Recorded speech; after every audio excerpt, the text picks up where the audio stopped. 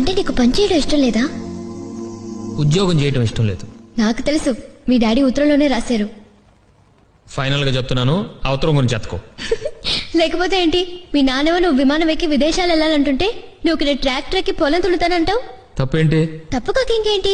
ఇన్నాళ్ళు కష్టపడి చదివించింది నువ్వు అనకాపల్లిలో వ్యవసాయం చేసుకోవడానికా?